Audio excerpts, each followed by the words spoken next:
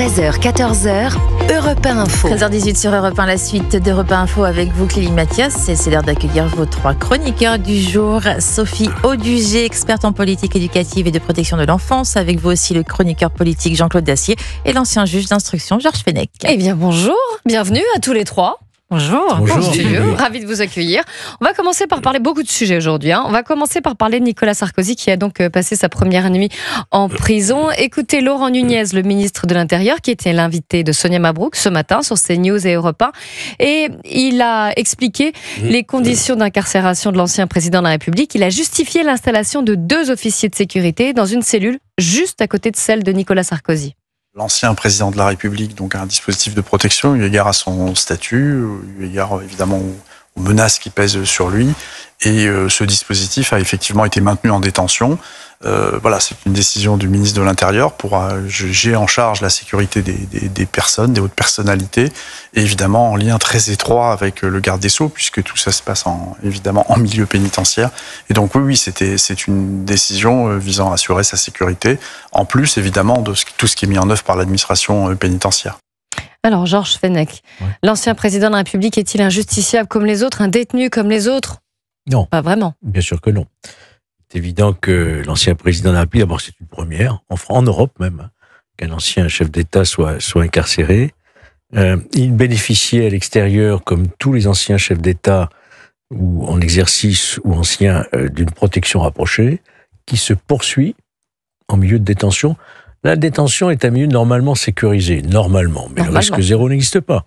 Tout le monde se souvient de l'assassinat notamment d'Ivan Colonna, par exemple, mais on pourrait en citer d'autres. Hein.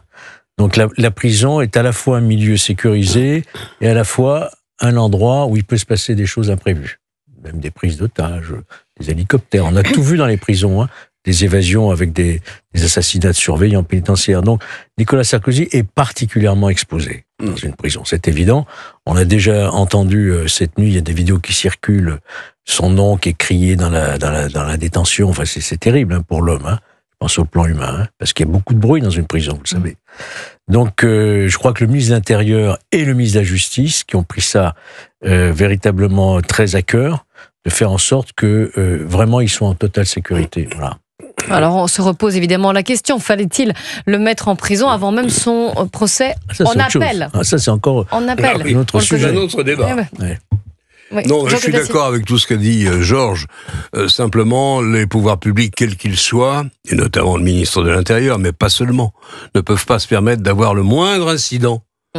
Je parle même pas des incidents ou des accidents de santé, qui sont toujours redoutables, mais un incident, comme le disait Georges, le nom de Sarkozy repris par la moitié de la prison, c'est inacceptable et c'est très difficile à gérer.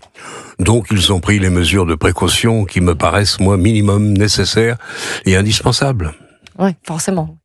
Donc ça se traduit par 2 officiers qui 24 heures sur 24. 24 heures, oui. Donc ça fait plusieurs équipes en réalité. Hein, parce qu'ils ne sont pas incarcérés. Bien sûr, qui se relaient. Hein, et qui sont dans la cellule mitoyenne, qui jouxte la sienne, et qui peuvent intervenir à tout moment, qui sont armés, évidemment, et qui peuvent intervenir sur toutes sortes d'agressions ou voilà, de situations compliquées. Moi, je ne vais pas jouer les chats noirs, mais je lui avais trouvé au président de la République mauvaise mine lorsqu'il est parti. Il faisait ce qu'il pouvait pour donner l'impression hier. Je lui ai trouvé, il n'était pas rasé, je l'ai trouvé avec une petite mine, ce qui est normal. Je veux dire, l'épreuve est terrible. Pas seulement le fait d'aller en prison, mais le fait même d'être désigné au monde entier comme un homme qui a négocié je ne sais pas quoi. Dans les conditions qu'on connaît, on va pas refaire le procès ni l'instruction, mais néanmoins, cette affaire restera quelque chose on n'a pas fini d'en parler en tout cas.